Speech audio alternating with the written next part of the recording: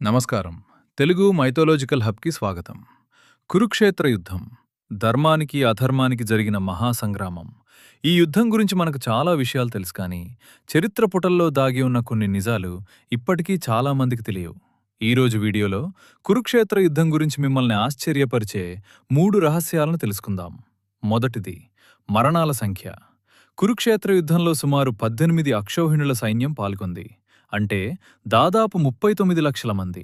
కానీ 18 రోజుల భయంకరమైన యుద్ధం ముగిసిన తర్వాత కేవలం 18 మంది మాత్రమే ప్రాణాలతో మిగిలారు.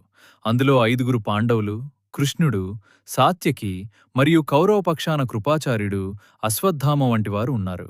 లక్షలాది మందిలో కేవలం 18 మంది మిగలడం అంటే ఆ యుద్ధం ఎంత భీకరంగా జరిగిందో ఊహించుకోవచ్చు. రెండవది, యుయుత్సుడు. కౌరవులు 100 మంది అని మనకు తెలుసు. కాని ధృతరాష్ట్రుడికి ఒక దాసి ద్వారా జన్మించిన కుమారుడు యుయుత్సుడు. యుద్ధం ప్రారంభానికి ముందు ధర్మరాజు ఎవరైనా ధర్మం వైపు రావాలనుకుంటే రావచ్చు అని ప్రకటించినప్పుడు కౌరవ పక్షం నుండి బయటికి వచ్చి పాండవుల వైపు పోరాడిన ఏకైక కౌరవ సోదరుడు ఇతనే. యుద్ధం తర్వాత హస్తినాపుర పాలనలో ఇతను కీలక పాత్ర పోషించాడు. మూడవది, ఉడిపి రాజు మరియు ఆహారం. లక్షలాది మంది సైన్యానికి ప్రతిరోజూ ఆహారం వండటం సామాన్యమైన విషయం కాదు.